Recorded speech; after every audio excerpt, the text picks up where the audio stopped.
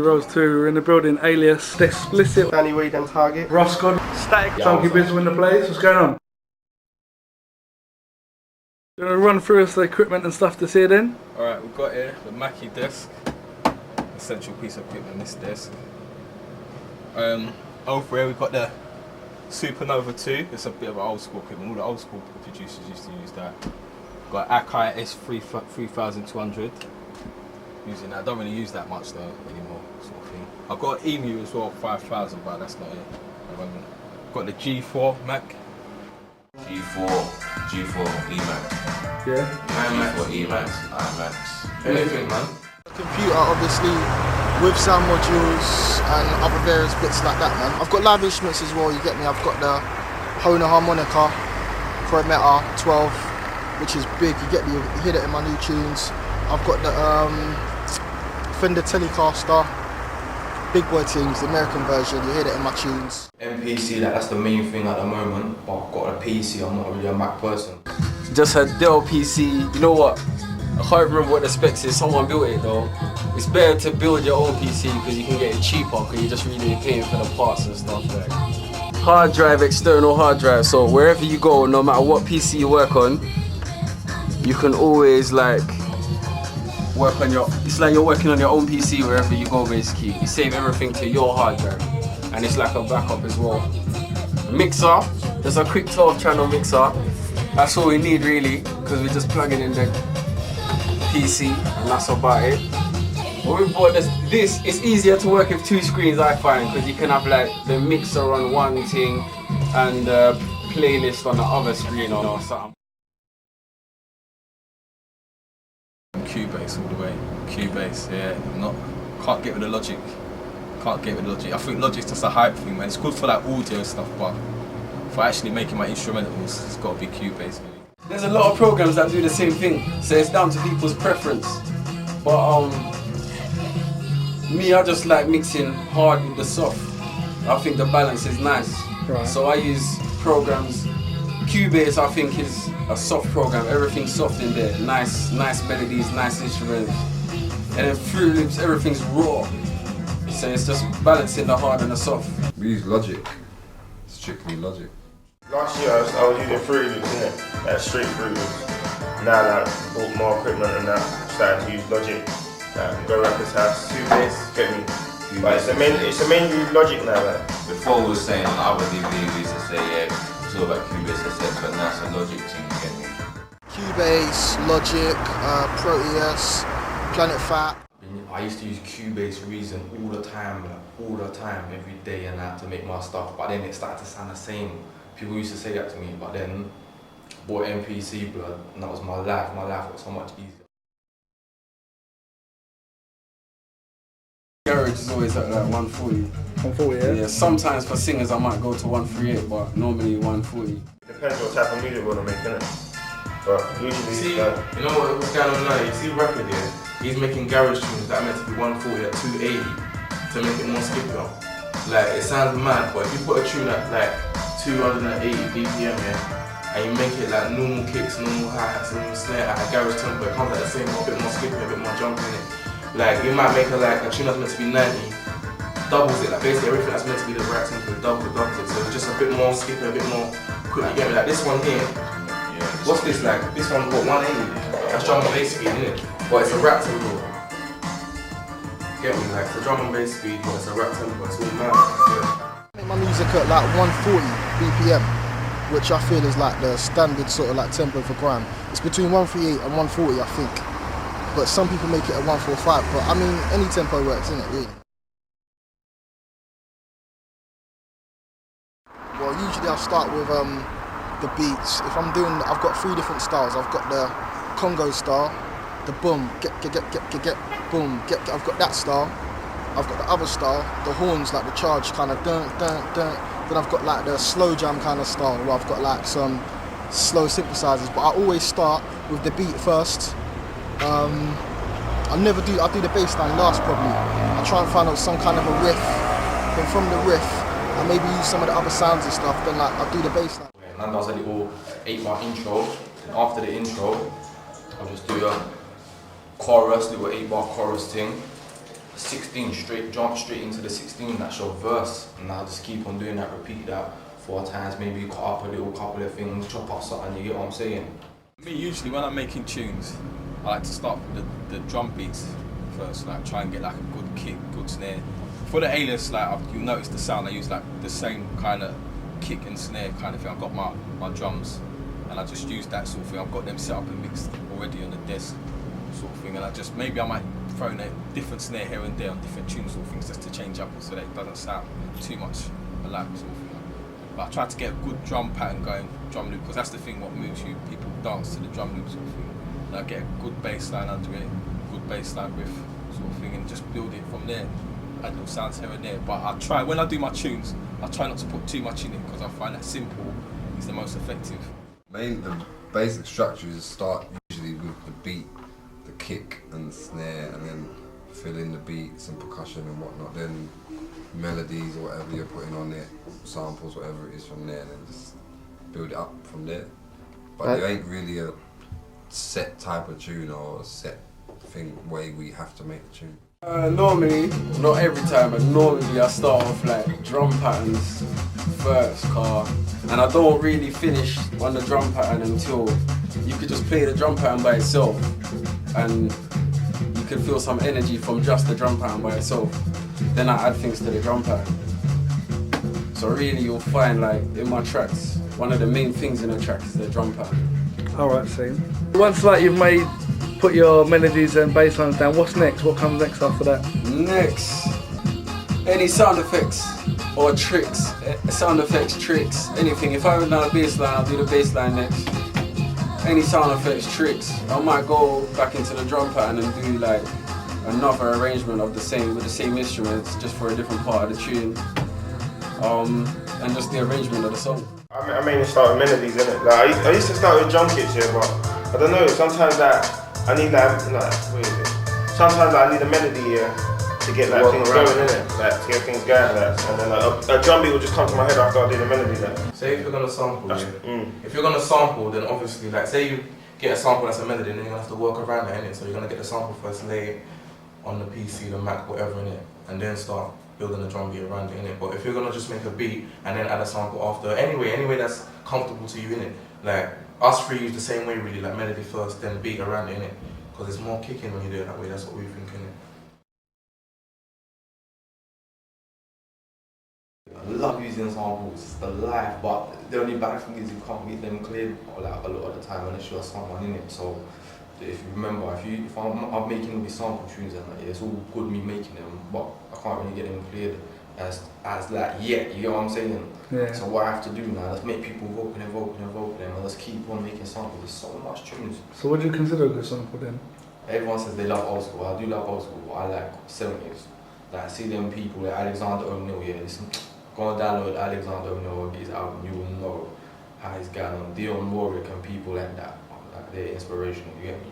Temptations, listen to music like that for sampling all day. You can get away with it, like they're nice, they sound nice. Even Luther Vandross, a bad boy, so you get what I'm saying? Yeah. So we're on. I don't think there's nothing wrong with samples at all, but I personally don't use them in it. Maybe in the future sometime, if I find the right kind of like people and stuff that I want to sample, then I will definitely sample, man. What would you consider a good sample then? What would you consider a good sample? Something which people know. Do you get what I'm saying? It depends which aspect you're doing it for. If you're doing it for a mainstream aspect, it has to be something that people know, so people can instantly recognise it. Or like relate to it. Relate to it straight away. Or in the other scale, there's two ends to the scale, it's either this way or that way. The far end of the scale is a sample which no one else knows. And obviously the plus side of that is when you go to clear the sample, they might only take 60%, but usually they always take 100%. I'd take 100% if it was my fucking tune. Samples? Who told you I use samples? Not use samples? Nah. Just all different types of music. If I hear something, I might be in my car driving, hear something on the radio, I'll think, that sounded good, find out what tune it is, get the tune, take the bit I want, and then use it sort of thing. What do you consider a good sample then? Good sample. When I say sample, for grime tunes anyway, I don't take like a whole tune and then use that as the tune kind of thing. I'll take a noise from a tune and then I'll play my own melody with that sort of like a bass line or something like that.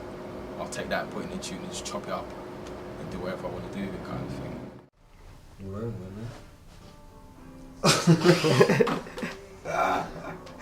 Don't try and slip me in the equation. I'm not saying nothing. Man, he ain't talking today.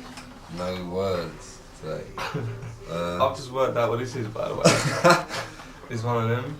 The samples, they come from all over. Like, it could be listening to a CD anywhere and just hear one little thing that you think, right, later on I'm going to sample that and you think, oh, it's that. Told you. Or, I don't know, it could be anywhere. You might be watching a film and you might see something you might want to sample, or you might be listening to an old tune one day that you ain't listened to for ages. They just come from all over. All different sorts of places, like CDs, records, television, wherever really. Wherever you hear that thing you want to use in your song, that's where they can come from. Yeah. Yeah, I've got one. No, I know not. Let me know not. Play that one. Yeah, we got sample tunes. Like we started started that, man. we brought a lot of sample tunes to the game, innit? And like, get me that. And a lot of people ask for that. Like when people hear tunes, they think that you can tell that's a Roscoe tune, innit? But like a lot of people are doing it now. You get me? But yeah, we did start that type thing, innit? In the gram scene, can I say that? Yeah, bro.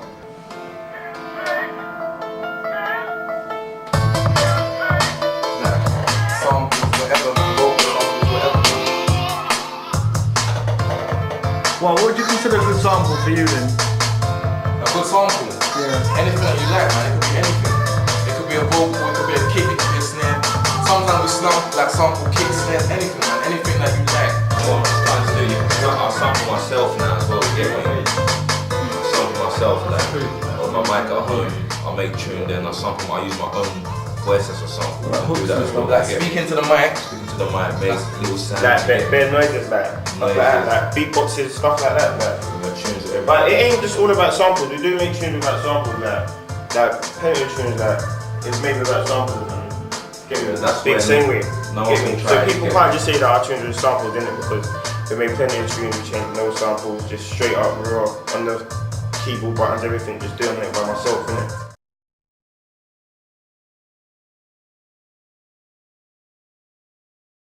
Mixdown really, that's like nearly 40% of the tune. If you got a rubbish mixdown, you might have the best tune in the world, but if it don't sound good when you're playing in the clubs through the speakers, you might as well forget it. You might have, if you got a tune and the bass is too loud, distorted, people ain't gonna go mad for that in a rave because they can't hear what's going on, sort of thing. So that's like a big part of making a tune.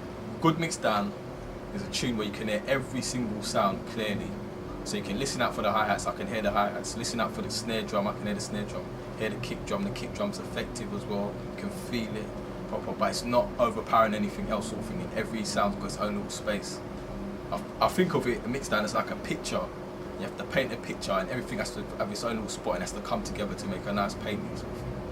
That's how I look at mixdowns. Mixdowns, very important. You know what, yeah? I used to let other people mix down my stuff. Like my dad, he used to mix down my stuff, but he's reggae, so it's different. He mixes everything down like a reggae tune, and like reggae, that's, you can say that's bassy and thing, but it's not the same type of bassy as like for instance garage. Right. So after a while, it wasn't until after Power that I started mixing everything down myself. But do you think that's the most important part of a tune, the mixdown? No, I think like what's in the tune is the most important, but that's a very important part still, yeah. Because you could have a good tune, but just because of the mix it sounds shy. Or just because of the mix, a decent tune might sound big. We've done a lot of our own mixdowns. Stuff we bring out is usually we mix it down ourselves. Like the stuff on the shelves, like the vinyls. Most of the stuff you hear on the radio we've mixed down ourselves. Things like the Roadz album and other projects where we've been in bigger studios doing the mixdowns, they've been done by other people, but it's really just your ear. You do need a good set of speakers though, really. It's about, really, I think, just learning your equipment, knowing how your equipment sounds compared to the outside world. Once you've mastered that and you know exactly what you're meant to be hearing, then you can start doing good mixdowns, I think. Mixdown is very important, like very important in terms of, because your tune could be big and just need the mix, and that you get what I'm saying. It might just need a couple of tweaks. But some people, they just make all their shit all distorted and just throw it out in the shops, and that's when you get nowhere. You get no love. I've even done it with a tune. It's happened to me, so I know, you get what I'm saying, bro. Sorry, it's ones like that. PCs mixing wise, yeah. Fuck mixing desks, yeah. It's all about Pro Tools, innit? Just run everything through a computer, man. There's no point having too much stuff. If you're gonna mix down, it ain't that hard to mix down. Do you know what I mean? Flipping, you either mix down good or you don't mix down good. Do you get what I'm saying? Simple as that, man. How important do you think a mix down is then? I think that when it comes to grime, a mix down ain't important at all, because grime is sort of like an expression of just how you feel at the time. It's an expression of like doing something at the drop of a hat, rather than flipping taking 20 years to fucking make it sound like an American tune. It's just stupid because it's an English style. Do you get what I'm saying? Just like EastEnders. EastEnders doesn't look like flipping Desperate Housewives. Do you get what I'm saying? We don't use them kind of grades on our TV, so I don't think we should use them kind of grades in our music as well. We just keep it simple, innit? It makes the tune sound crisp, like, get me, man, sound lovely. Most important thing. Yeah, you have to get your tune banging. I mix the tune, man. I mix. Some tunes ain't good and you can't even, some tunes, you hear on the radio, you can't hear the snare, the kick. Like, you have to hear that to feel the music, innit? If you ain't got that, then the music shit.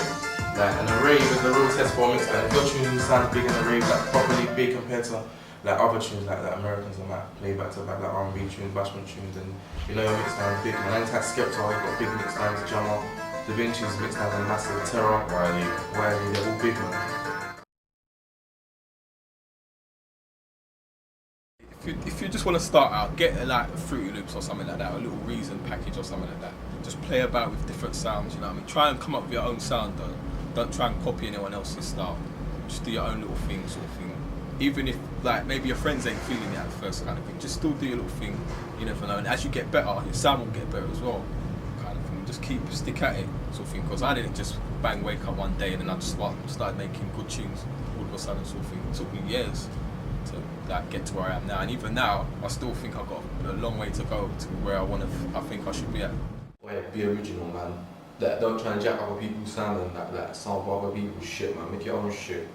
You know what I'm saying? Because that's fucked when you try and get big with someone else, but that's not. Like, I hate things like that. Like, don't do it, man. It's not good. Just be original. Then you'll get through. Otherwise, you'll miss the boat. If you don't, you'll miss the boat straight. Yeah. When you're looking to build a tune, don't ever look to build like, say that you say, no, I'm gonna build grime today. No matter how hard you try, it might not come out. Don't force it, bro. Just make whatever comes out. Yeah, the youth them that wanna make rhythm.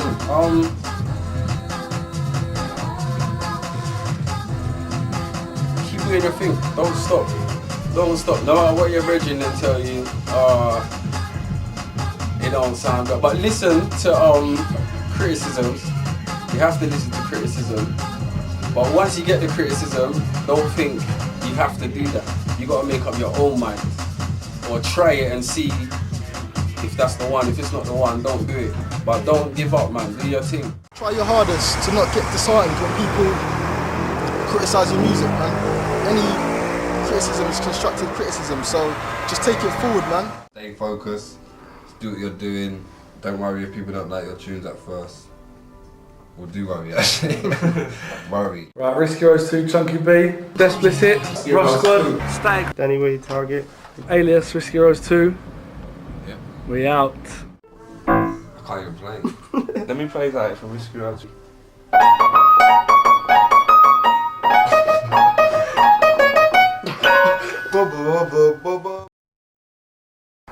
Yeah, this is Slimzy here.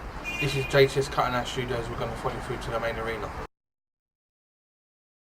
This is where Dream Team, Matt Jamlamont, Cole Brand, EZ, myself Slimzy, Maximum Khan just cut all their dub plates. This is Freddie.